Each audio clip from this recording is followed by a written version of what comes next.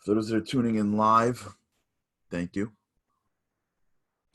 For those that are here anywhere, whenever you are, I hope you're having an incredible day. This is a special day for us at The Boost.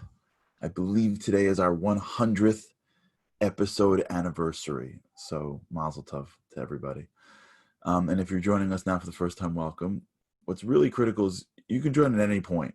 There's no, you don't have to go to the beginning. We circle, we review. It's a relationship. So wherever you join us, we appreciate and we welcome you. We've been talking a lot about this idea of happiness.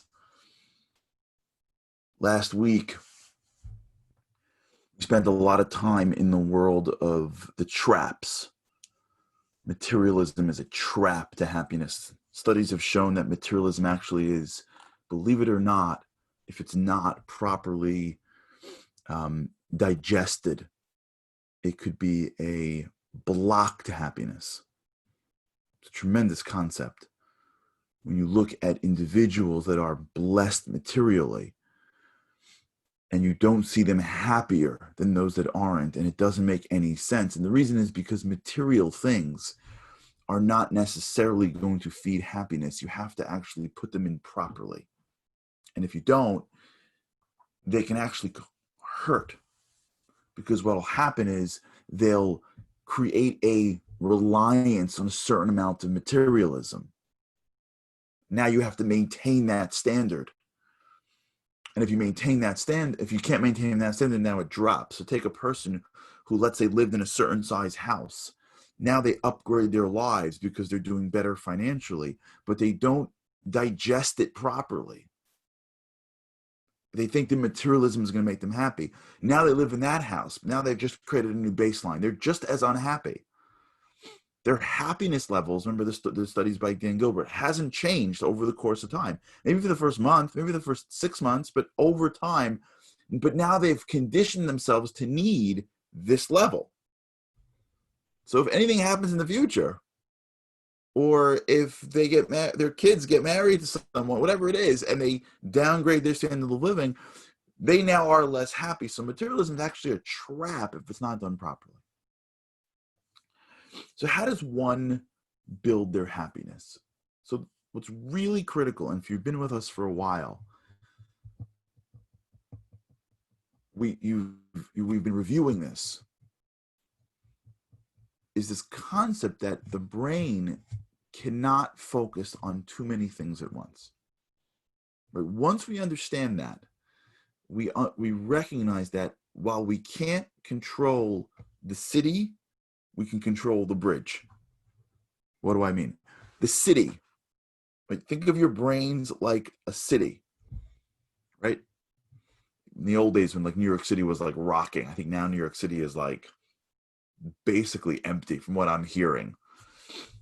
But 6 months ago, when you used to walk the streets of Manhattan on a regular random Tuesday, you would see that the entire city is bustling. People are walking back and forth. Every block, every building has floors. Every floors has rooms. Every room has conversation. Like, just think about the amount of activity in just Manhattan. All the blocks, all the cross streets, all the traffic, all the offices, all the cubicles, everything going on in a day.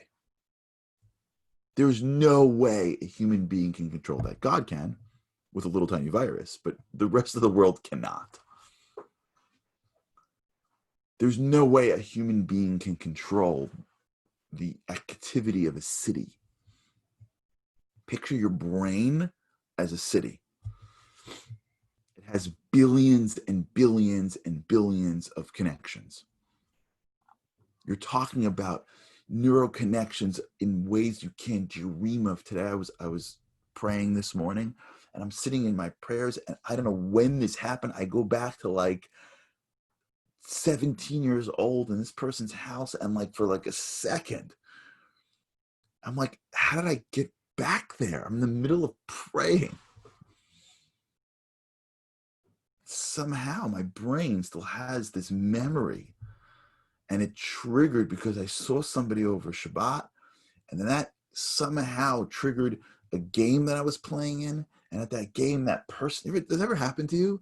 We're like, how did I get? And then if you just like stop and trace it, you're like, you randomly saw something, and that person reminded you, and before you realize it, you're like across the world 3 times. You know what's going on in your brain? And that's just like memory. Forget like activity. Forget like to get through the day, to do the things, to read the language. Your brain is a city. Your brain's got, you can't control your brain. But there's only a couple of bridges to get into Manhattan. There's only a couple of ways in. It's an island. So there's some tunnels and some bridges. Just shut down the tunnels and shut down the bridges, and no one can get in. You'll control the city. Now, you may not control it on the inside, but you'll control it if you control the bridges and the tunnels. That's the strategy for our brains.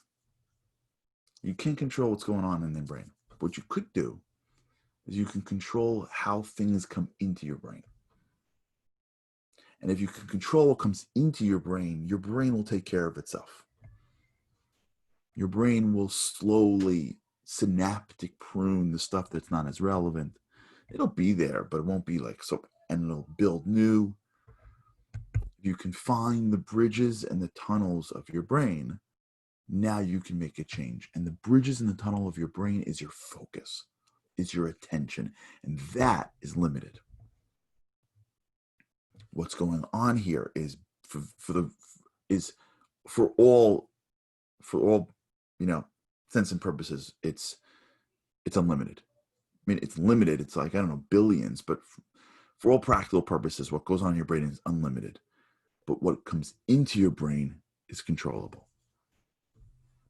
That's why it's really important. I mean, like really important to watch what we see, what we hear, what we digest. It is not okay to indiscriminately digest everything people send at you. I think I've read this for years, and now for sure, about how many people have doubled and tripled the impact of their lives by just shutting off like random news. How the indiscriminate news, the pop-ups you get. You ever get those pop-ups? They love that. I get them everywhere on all my devices. I used to get them all the time, the pop-ups. Everyone's got something. You know, the best part is that I put on one of my devices is ESPN. ESPN is an app for sports.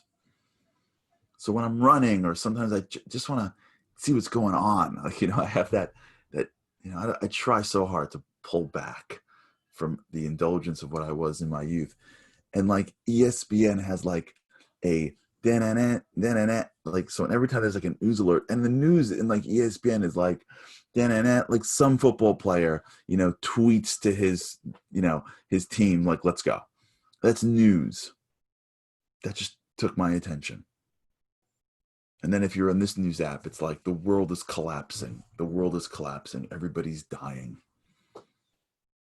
Like, the world is sending us so much stuff because they want our attention. You can't. My son was telling this to me today.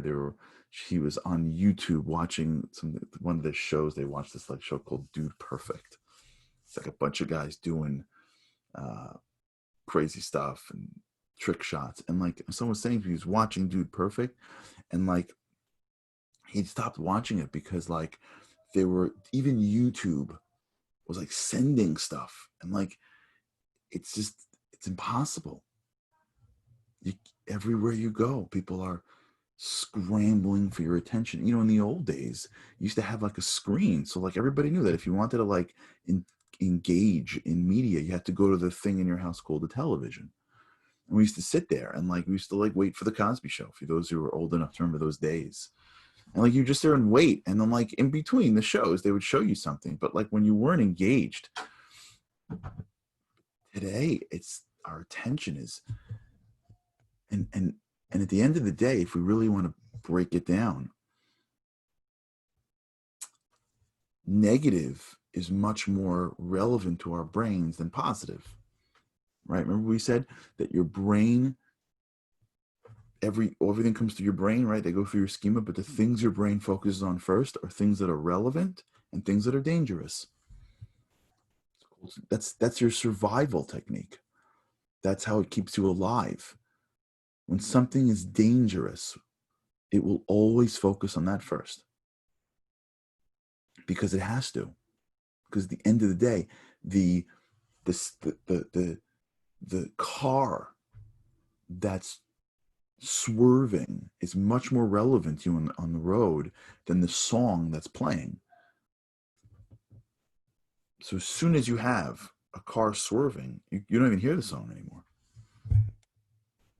You don't think that news outlets know this? You don't think that marketing agents understand psychology? You better believe they do. You better believe that in marketing agencies, these are super smart people. I can't even tell you some of the things that I've been learning, and I can't even tell you what's going on in some of these marketing agencies. They're like psychological experts. They can like probably put, professors in universities in their back pocket.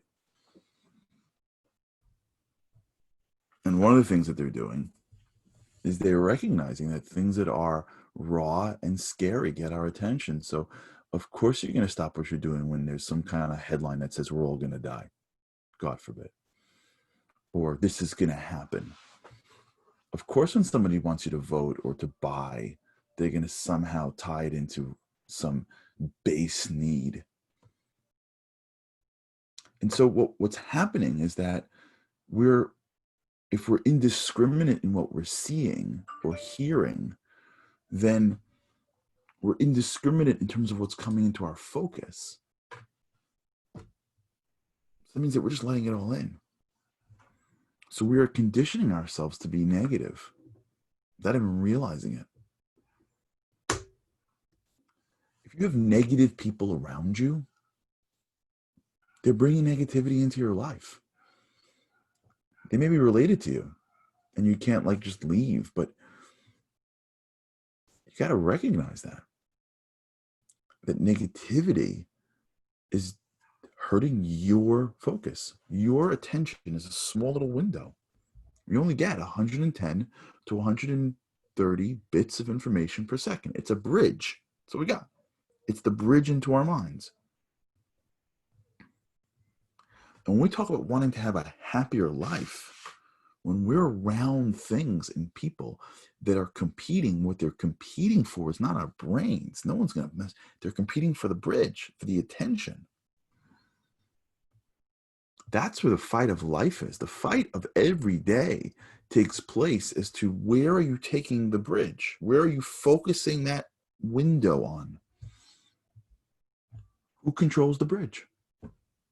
If it's a wide open bridge, anything can go back and forth, then why would you think you can control the city?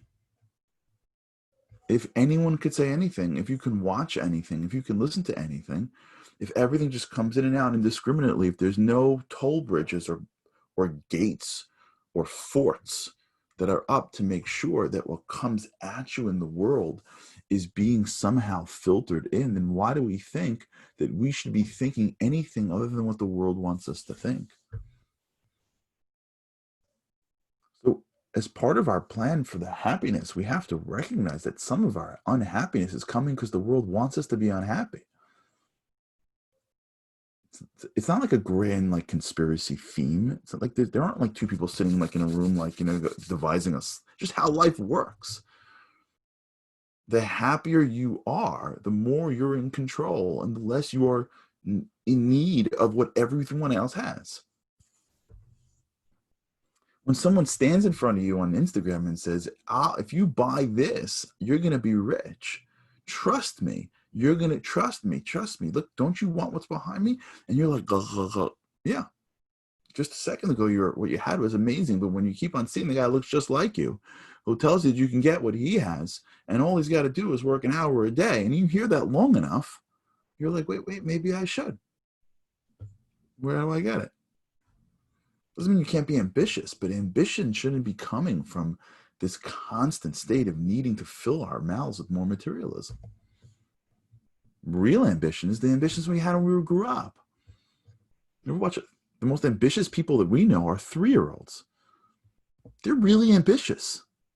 They never stop, and they always grow, but they're not in need.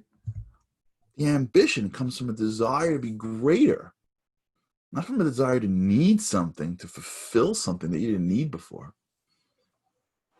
So if we're not even aware of this, then like, what's the point of doing all the good work? Like, if we're not aware of at least the process of how things are coming into our minds, if we are just indiscriminately being thrown by people, if we're not even aware of our minds, that's, if we would have to like sum up what we're trying to do here, this is the 100th episode, so we should get like a theme.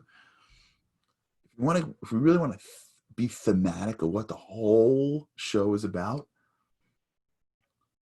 it's awareness of self and of thought, just so that we can control it better, just so that we can be greater.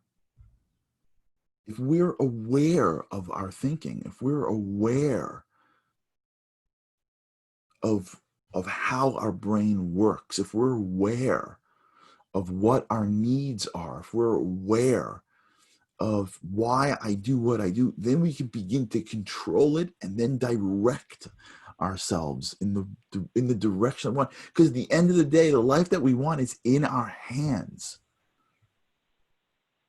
It's just that we have given the control up. We can get the life we want. We just have given up the controls to somebody else. And when somebody else can indiscriminately and immediately change our emotions, they are in control. Period. It could be 2:00 in the afternoon and some email or some text or some alert pops up and I'm thrown, I'm not in control of my day. The computer screen's in control of my day, and I hope the computer screen is good to me.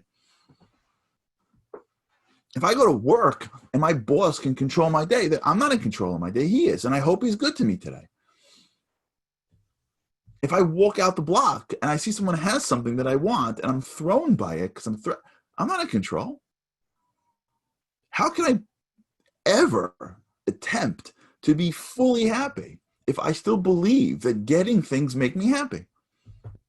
Then I'm not in control of happiness. The thing is in control of happiness. How could I ever be happy if at any moment somebody in some room somewhere could hit send and it can throw my feelings? I'm not talking about big things in life. I'm just talking about like getting through the day.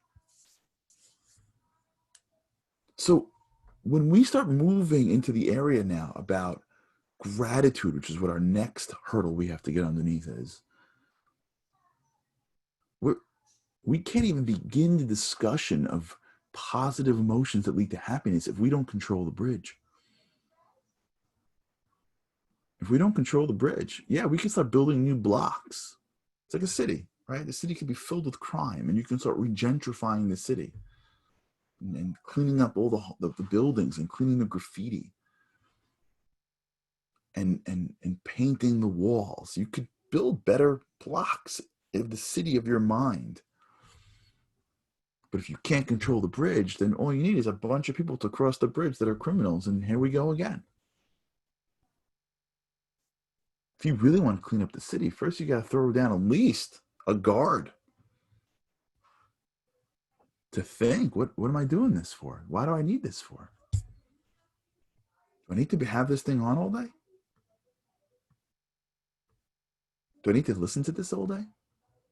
Do I have to call him or her? Do I have to open up my day with my phone in my hand? Do I need to have my phone on me all day? Do I need that? Am I an ER doctor? Do I really need this person to control how I feel? I'm 50. They've been controlling how I feel since I was 20. Do I have to always be thrown? That's the first thing we have to build. Because once we start to knock out the bad things, and we start to realize that we have to rebuild the inside, we have to first rebuild the inside by throwing a guard on the bridge. And that's what our goal for today is. And the whole week. Just watch the bridge. Don't do anything yet. Watch the bridge. For those that are journaling, this will be easier. Watch it for the day, for the week. Watch what you're thinking about. Watch. Pretend like you're watching yourself. Just watch your day. Where does it come? Where is the information coming from? That person who's in your ear, are they negative? How negative are they? That same friend, that same thing. Forget the self-talk. Let's leave yourself out for a second. What am I doing during my day that's bringing in positive stuff? Watch the day a little bit. Maybe we'll start to build a defense system. Because when you can control the bridge, you control the city. This is the siege. You siege the city, you control it. All right, we'll talk about this. All right, everybody. Mazel tov to those that are with us. Happy anniversary if this is your first time being here or your 100th time being here. I hope we get to do this all the way until we get to see each other live in Jerusalem, hopefully one day soon. Thanks so much. With God's help, I cannot wait to see you again tomorrow.